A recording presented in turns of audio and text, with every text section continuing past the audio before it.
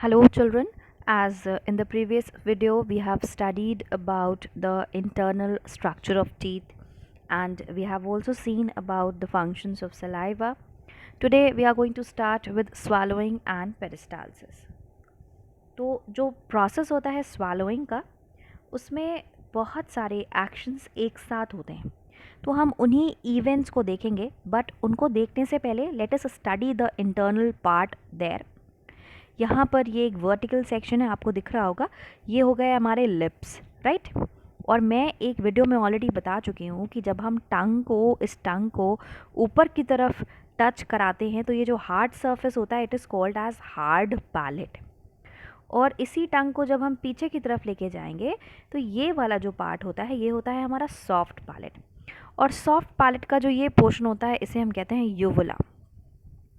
अच्छा, ऐसा पॉइंट जहाँ पर दोनों नासल और ओरल कैविटी मीट करते हैं उस पॉइंट को हम कहते हैं फैरिंग्स, ठीक। और एपीग्लॉटिस जो होता है ये एक फ्लैप लाइक स्ट्रक्चर होता है जो इस तरह से प्रेजेंट होता है, ठीक है। जब स्वालो करते हैं तो लैरिंग्स वाला जो ओपनिंग है वो उसे क्या कर देता है, बंद कर देता है। तो जब वो बंद हो जाएगा तभी फूड डायरेक्टली हमारा फूड पाइप में जा पाएगा। यहाँ पर एसोफेगस की स्पेलिंग OE होना चाहिए। तो ये हुआ हमारा थोड़ा सा इंटरनल स्ट्रक्चर के बारे में। अब देखते हैं एक्चुअली में इवेंट्स क्या होते हैं जब हम फूड को च्यू करते हैं, ठीक है। तो फूड फाइनली माउथ में हमारा बोलस फॉर्म में कन्वर्ट हो गया और जब फूड ये बोलस फॉर्म में कन्वर्ट हो जाता है तो उसके बाद क्या हो रहा है, हमारी जो टंग है वो ऊपर की तरफ प्रेस करेंगे, मतलब ऊपर की तरफ जाएगी और ऊपर के बाद पीछे की तरफ, जिससे क्या होगा, हमारा फूड नीचे की तरफ आएगा, ठीक है।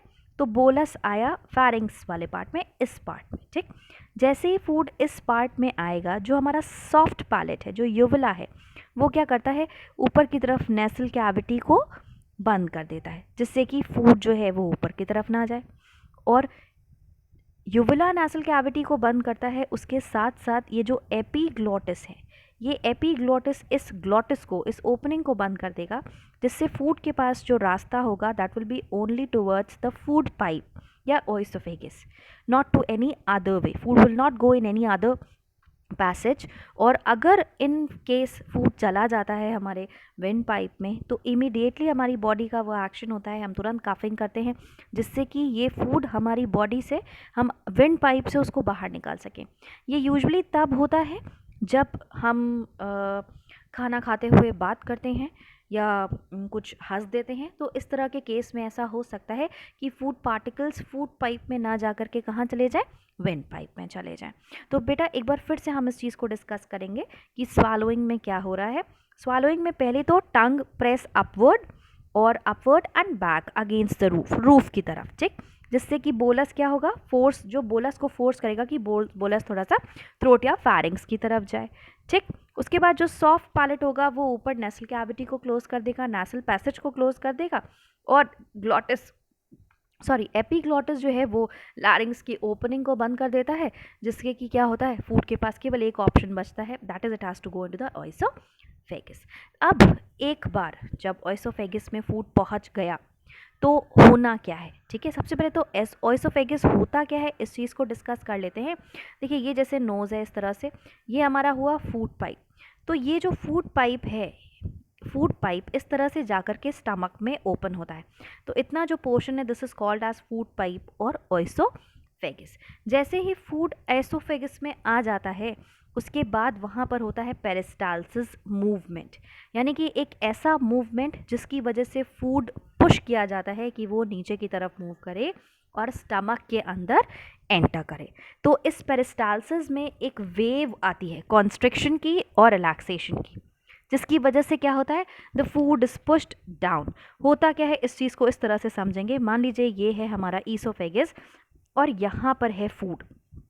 एक जो वेव आएगी उस वेव की वजह से इस पॉइंट पर प्रेशर पड़ेगा, यानी कि हमारा मूवमेंट किस तरह से होगा, इस तरह से ये प्रेशर पड़ा जिसकी वजह से फूड जो यहाँ प्रेजेंट है उस पर प्रेशर पड़ेगा। ये कॉन्स्ट्रिक्शन की वेव है जिसने इन दोनों पार्ट्स को क्या किया, अंदर की तरफ प्रेस किया। प्रेस हुआ, फूड नीचे की तरफ आ जाएगा और इस तरह से धीरे धीरे करके फूड विल मूव, और यही वेव जो कॉन्स्ट्रिक्शन के होते हैं इसे ही हम पेरिस्टालसिस कहते हैं, which help in the movement of that bolus inside the oesophagus. So this was about the peristalsis movement. So here also you can see that how the food is moving inside the esophagus and then entering into the stomach. So this was all about swallowing and peristalsis.